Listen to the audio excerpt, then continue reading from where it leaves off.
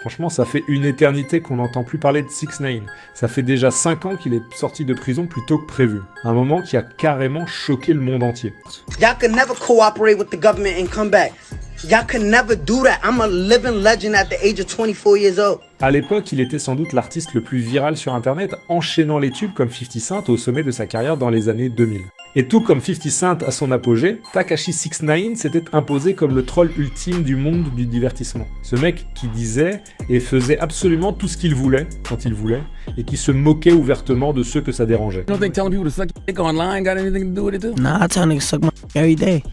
You know, my father used to always say, if you tell somebody to suck your man, you gotta be ready to either kill or die. And I'm ready to die, and I'm ready to kill. Jesus Christ. Les réseaux sociaux, c'était son arme absolue pour capter l'attention, toujours en train de se moquer de ses rivaux. You hear me?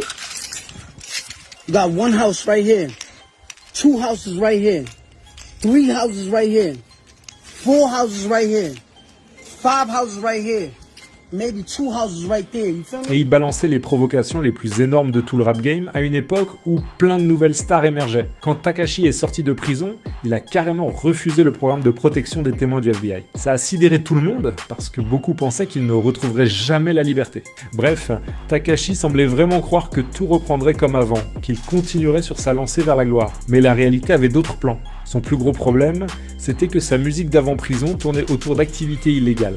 Armes, drogue, et une image de chef de gang hardcore qui ne reculait devant rien. Alors, quand il a témoigné au tribunal et balancé toute l'opération, ça a évidemment créé un énorme problème de crédibilité pour son image et ce qu'il pouvait dire dans sa musique. If you don't got this watch right here, you a little boy to me. I'll kiss you on your forehead. You a little boy.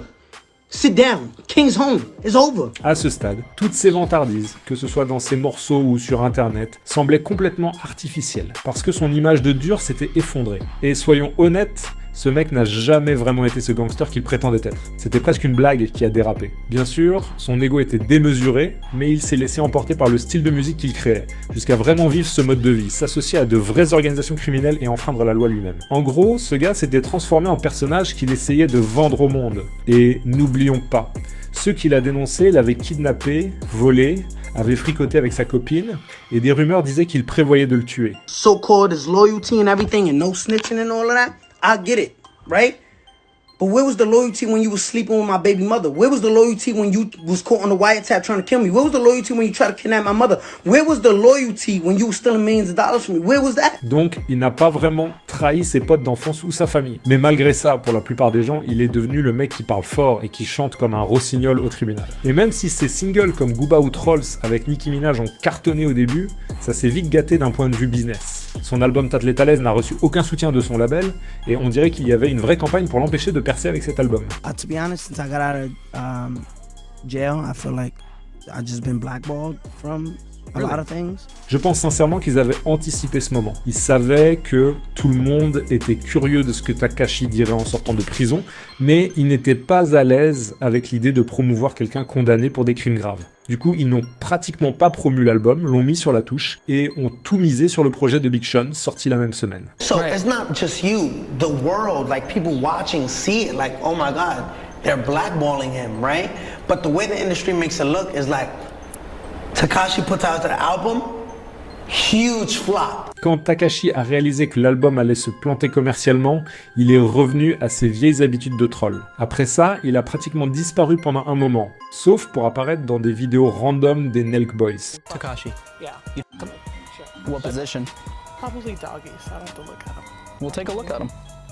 À cette époque, il traînait avec son pote Steve Will Do It, qui semblait être à peu près la seule personne vraiment motivée à l'aider à relancer sa carrière. Enfin, lui et DJ Academic, je suppose. I remember going to his house the first time and I came with a shoebox, $250,000 cash, and I gave it to him.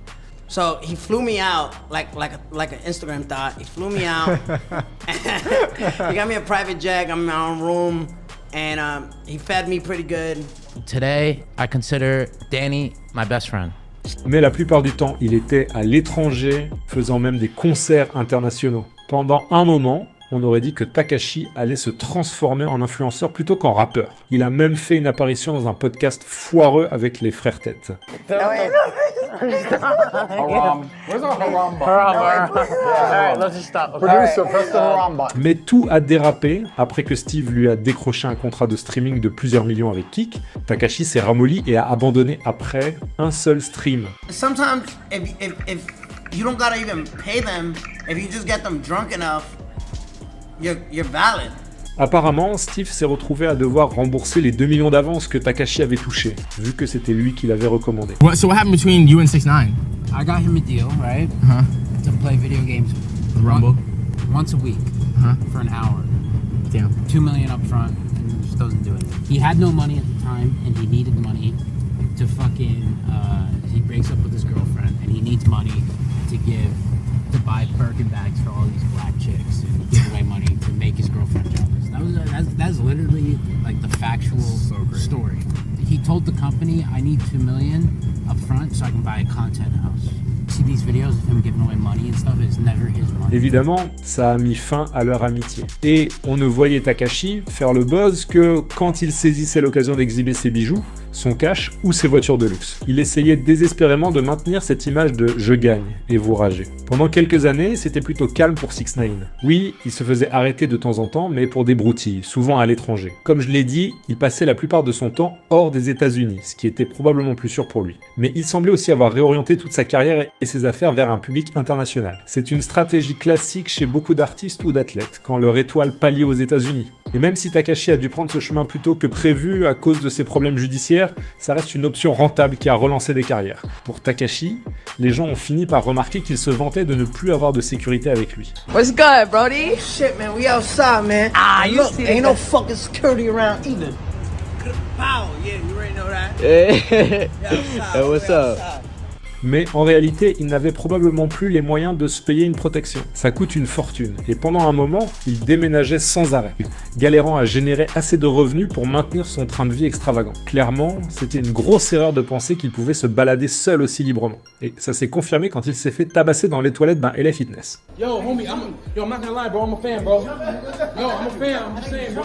I'm a fan, bro. I know, but y'all niggas jumpy, nigga. I ain't jumpy, bro. I'm just Et pour moi, le plus fou dans cette histoire, c'est que ce sont ces mecs-là qui ont fini par mettre une raclée à Takashi. Après que des tonnes de gens ont juré qu'il lui tomberait dessus s'il se pointait dans leur ville, ce sont des membres d'un gang mexicain de bas étage qui l'ont chopé. Cet incident a marqué un tournant, parce qu'il était sorti de prison depuis des années, et il ne lui était presque rien arrivé, à part un coup de poing par-ci par-là. Il a même tourné un clip sur cet incident, où il montrait son visage amoché. Mais soyons clairs, ce mec remplit encore des salles, surtout à l'étranger, et il a été tête d'affiche de plusieurs festivals. Il a aussi été arrêté pour violation de sa liberté conditionnelle, apparemment pour avoir consommé de la méthamphétamine et pour avoir soi-disant agressé sa copine. Mais il jure que c'était juste un test positif à l'Adderall. Sur l'accusation d'agression, il n'a rien dit. Peu après, il est devenu évident que Takashi avait des problèmes financiers, parce que non seulement sa popularité avait énormément chuté, mais les labels semblaient totalement désintéressés par lui, et ses frasques ne généraient plus assez de buzz pour se convertir en stream.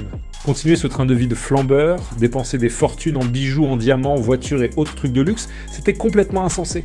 Son refus de payer ses impôts a conduit l'IRS à faire une descente chez lui en Floride, saisissant un tas d'actifs.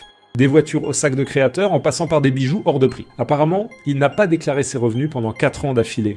Ce qui me choque qu'ils aient mis si longtemps à agir, vu qu'il exhibe constamment son argent sur les réseaux. Maintenant, l'IRS met ses biens aux enchères, y compris un pendentif en diamant en forme de requin bruce, un autre requin rotatif, des bijoux personnalisés et tout un tas de chaînes et bagues. Ils vendent aussi sa Lamborghini russe pour 175 000 $ et une Bentley Continental 2017 à 420 5 000 $. Vous pouvez même acheter ses plaques certifiées pour ses tubes, et même après la vente de ses biens dans 2 semaines, Takashi devra encore un paquet d'argent au gouvernement. Ça me fait vraiment penser que c'est pour ça qu'il passe autant de temps à l'étranger.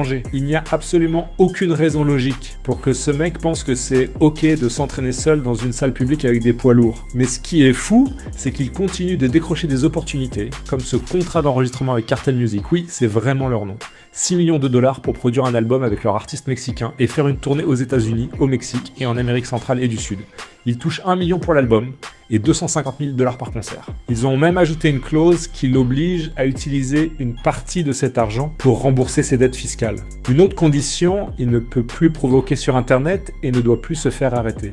En gros, Le mec doit complètement réprimer ses instincts naturels. Et franchement, je trouve qu'il a une chance incroyable. Beaucoup de personnalités ont fait de la prison pour fraude fiscale, et il a de la chance de continuer à recevoir ce genre d'opportunités. Il a eu de la chance que les trains 9 Bloods ne l'éliminent pas, de la chance d'être sorti 1 an et demi plus tôt grâce à une faille liée à la pandémie, et encore plus de chance qu'il ne lui soit presque rien arrivé depuis, à part s'être raclé à LA Fitness. D'ailleurs, il attaque maintenant LA Fitness en justice pour cet incident, réclamant $1 million pour cette correction. Son argument, c'est que LA Fitness n'a pas assuré sa protection, vu son statut de célébrité.